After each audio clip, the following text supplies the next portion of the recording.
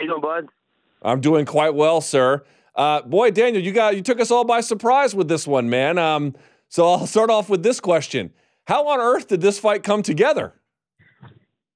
Man, I've always wanted to compete, but I was hurt and had kind of set my sights on just waiting for Brock, and then the UFC called me.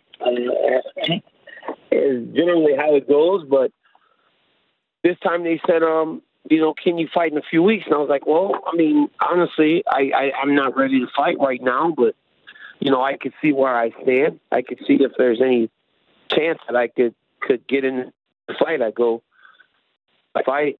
When they said Derrick Lewis, I said, okay, let me go see if my hand will hold up when I punch something. If it does, then yeah, I'll go fight. Yeah, so give us an update on the hand. I guess it's not 100%, but it's good enough to fight? Yes, it is. It's good enough to fight. It's not 100%. Got to be honest. I still, my fist is like closing, but not all the way.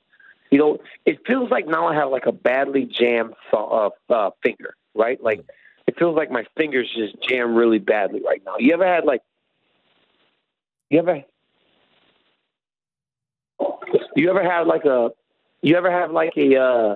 a jam finger and you just can't really like pop it, so it kind of like sticks up a little bit more than the other finger? That's what my hand is right now. So my pointer finger doesn't close completely. Like I can't make it close tight fist, but it just feels like if I could pop it, I would be okay. The problem is I'm just too afraid to pop it. It hurts. I'm not popping. I'm just kind of hoping that if I'm sparring, I punch someone and it pops. And then I'm back to normal. I hope. How has it affected your training? Because I'm guessing you can do some things, but probably not a lot of things, though, right? No, I can do a lot of things, right? So I'm sparring. I'm just not hitting as hard with my right hand. All right. I'm not hitting as hard with my right hand. I can wrestle, but I'm just trying to be very careful. Look like working around it. Because if something's gonna happen, I prefer it to happen in the fight than in the training room. Because how horrible would it be if I take this fight 3 weeks to the fight and have to pull out a week later? Right. I was wondering about that. So you have to really kind of dial it back a little bit for self-preservation reasons, which is normally true anyway, but it seems like especially true here. Well, yeah, just really managing it. I'm telling you, I'm going hard though. Like I'm hitting dudes, I'm punching dudes, and trying to get ready to fight. I'm not gonna cheat myself and go into this fight with Derrick. I have to be very prepared. Guy's a big, strong, tough guy that's there to win the fight. So I've got to be prepared to do everything in there. All right, let's talk about Derrick Lewis. I'm sure you've seen all of the Popeyes references. Yeah. What do you make of all of that? Do you like that people bring that up? Do you not like it? Where do you stand on it? I think it's fine, but I think they need to stop doing it and making these free posters until Popeyes gives me my money. We've been talking to him. It's like, what are you guys doing? It's like, you guys are really messing with my finances here. Like, I've been in talks with Popeyes, and like about stuff, and we really haven't come to like a great agreement. But it's like everybody's like giving them shit free. It's like, what's the point? Never like making a deal with this guy. Wait. Let's back up a step here. So you've legitimately had some talks with Popeyes about like what, a sponsorship deal or something? Yeah, well, look, I'm from Louisiana. So me just being even on a Popeyes commercial isn't a bad thing. It's not just a chicken. I was like, I'm from Louisiana. So it's like a company and a restaurant that I've grown up on, So, yeah, I've spoken to them on a couple of occasions. And we were very close back in 2014 when everybody was mad about the cake and chicken video. Popeyes was like super excited about it. So I almost got paid out of that deal. And then it just fell apart because we couldn't come to terms. And now we're chatting with them a little bit more since that whole thing. Derrick's from Louisiana too. So it just kind of makes sense. But everybody making those dang posters and shit, man. It's like, oh, guys, calm down. Like, don't give it away free. All right. But in terms of Derrick Lewis as an opponent, it's like, I don't know what to think, man. He's super perseverant. He comes back and fights all the time. But, while your hand isn't necessarily 100%, dude, he took a lot of shots in that fight against Volkov. What exactly are you expecting from him on November 3rd? I expect him to come hard very fast to try to knock me out. I mean, I think Derrick understands that he has to win this fight quickly, and his best course to victory is to come out there and try to get this fight finished quick. Because over 25 minutes, people haven't. No one's shown the ability to go with me that long except for Jones. So I don't think that Derrick would see himself in that light. But he needs to get this done quick if he's going to win this fight. All right, so there's a lot of different complicating factors about this. Let's sort of get into some of the details here. Number one, it looks like they're going to take away your title because now Jones and Gustafsson are going to be fighting 2 months later. You will actually get to compete as the champ, which I don't think anyone has done in the UFC, so that's kind of cool. No, but I'm wondering your feelings about losing that light heavyweight title. It sucks. It sucks, but because I defended the belt in January, I do understand the promotion having to move forward. I'm not so stuck in myself that I believe that they could never. They would just wait for me as long as I needed them to wait. I understand, but it does suck. It does suck, but it is what it is at this point. I'm not going to change it. So it's like, what's the point in wasting the energy on complaining, so I'm like, what, I'm just going to go and do this thing and go into November 3rd as the double champion and compete, hopefully defend my title, and then be the heavyweight champion of the world and move forward to the Brock Lesnar fight. All right. Do you think a champ should have the right to at least defend once in each weight class before they get stripped? I think my intention when I won the second belt was to do both. But I think now, as I look at it, it's hypothetically, it's much more difficult to do than actually doing it.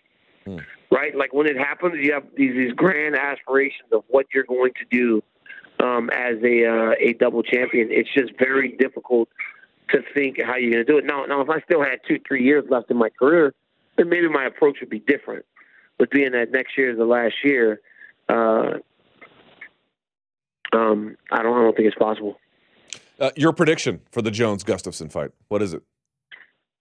I think Jones wins the fight. I think, I've never once shied away from the fact that he's a fantastic fighter. He's a really talented guy, and it seems, obviously he can go with me and keep up with me, so he obviously has to be putting in a lot of hard work, so he must be a hard worker in that sense. So, and I know that Alex, for as good as he is too, because he's a good fighter, for as good as Alex is, he struggled in those big moments, and this is a really, really big moment, and he's going to have to fight to his level or above his level to try and win. And the major issue is that, Jones has fighting power, which he fought, I think, maybe more recent than Gustafsson did. He did. Yep. That's a crazy factor.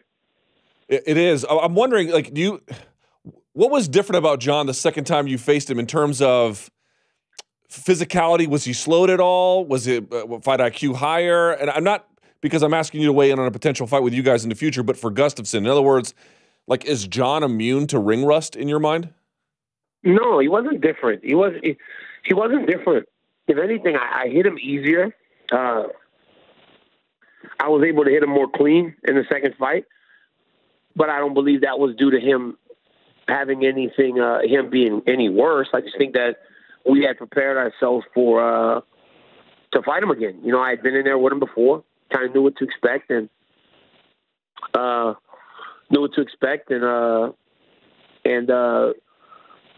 had more success because of it. So I think that he got hit more because of the preparation that we put in for the fight. But yeah, he's a very smart guy. He works and he makes adjustments very well in there, and obviously it showed him landing that kick. And it wasn't even a kick. The kick hurt. It really put me on Beach Street, but it wasn't even a kick. It was the finishing sequence. He's one of those guys that when he gets an opponent hurt, he has a really, really good ability to go find the finish. All right. Real quickly, if I can ask one more question about the fight with Lewis. Now, he, as I understand it, we were going to get him on the show, but he has to do his medicals today. Presumably he'll be cleared. But you are fighting in New York, man, and they are a strange bunch up here. I'm wondering, do you have any concerns, even in the back of your mind, that either of you might get prevented from making it to the finish line by an overzealous commission? I hope not. I mean, I think it's a fun fight. You know, it's a fight that we need to make right now. You know, it's the fight that works in this moment.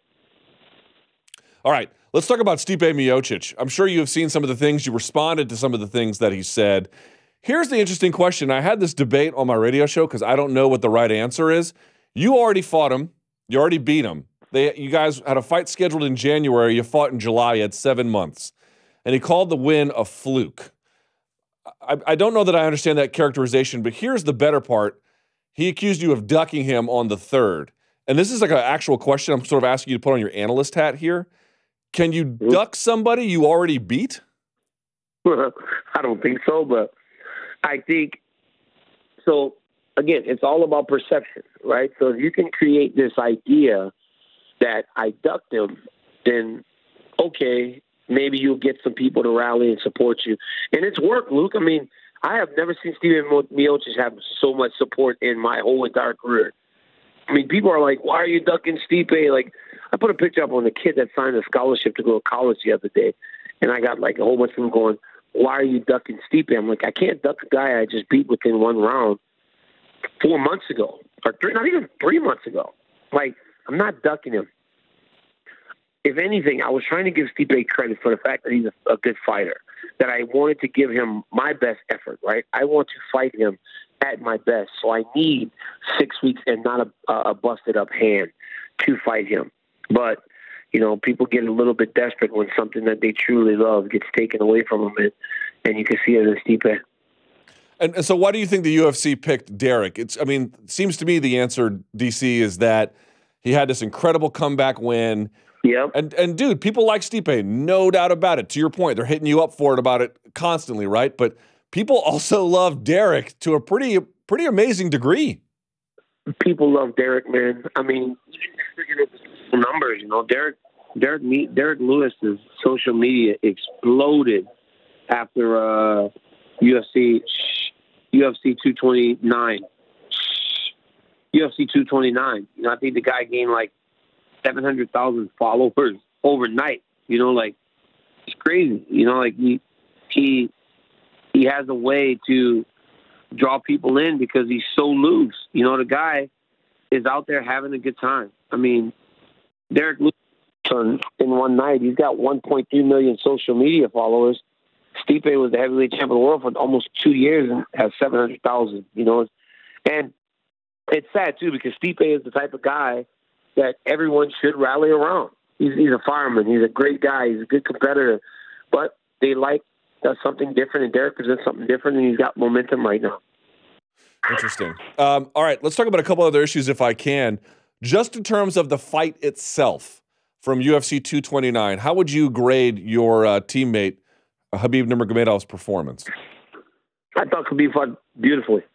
I thought he implemented the game plan that he wanted to implement, fought the way that he wanted to fight, and did exactly what he needed to do. I thought he fought beautifully. The third round, did you score that for McGregor or for him? I thought it was very close, but I mean, it was a complete stand-up fight, and I thought either Conor won it 10-9 or 10-10, just like an even round. I mean, okay. I really did not see that much of a difference. You know, he landed a lot of good shots himself, you know, but I kind of thought it could have been a 10-10 round because they use the new scoring system, the new scoring system, right? You know, I can't even keep track anymore, to be honest with you. It's my job to keep track, and I can't even do that. Yeah, it's too much. All right, but let me ask you about this. What did you make of McGregor's wrestling? I thought, you know, here was my sense. It was like Khabib just keeps knocking at the door, and you might have the ability to close the door 2, 3, maybe even 4 times, but he just keeps knocking until he finds an answer for it, and there's just no way anybody, Conor McGregor or God knows who else, can keep up with that. Honestly, man, that first takedown, I thought he did I was like, wow. He really made him work for this takedown because Khabib this is what we say at AKA, right? We try to get you lost in the sauce.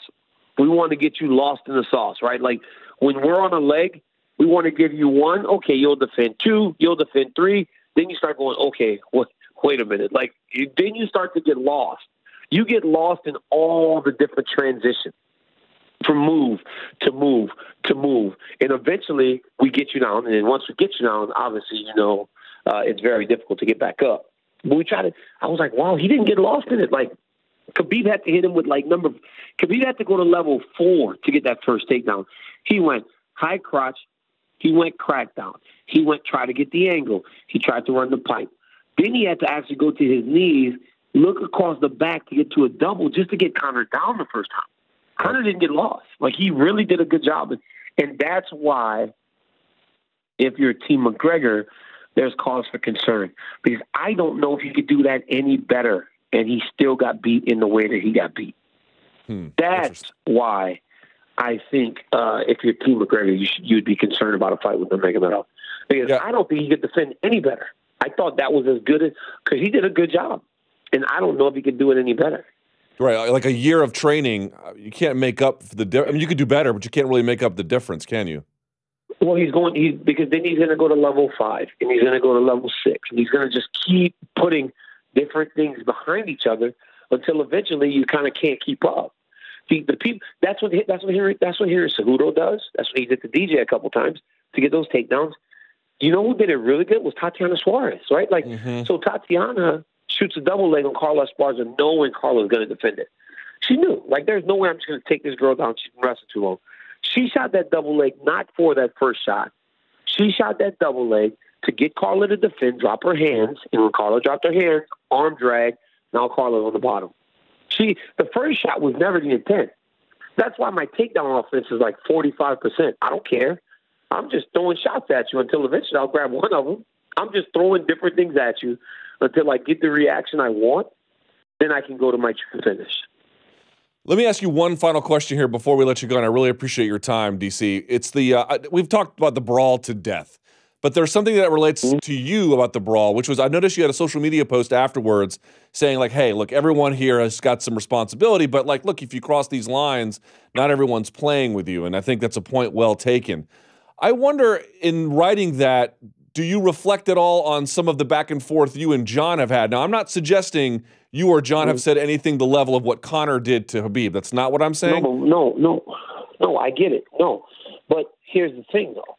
If we were to fight afterwards or do anything like that, Jon and I would be okay with it. And I think,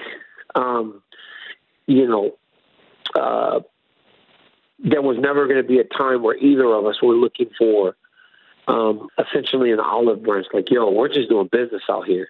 You know what I'm saying? Like, there was never going to be a time, and that's where the difference is. It's like what we said and did to each other was so truly real, and we were never looking for an olive branch. And that's, I think, where the difference was. Like, everything we said was not for fight promotion. Those are true things, you know?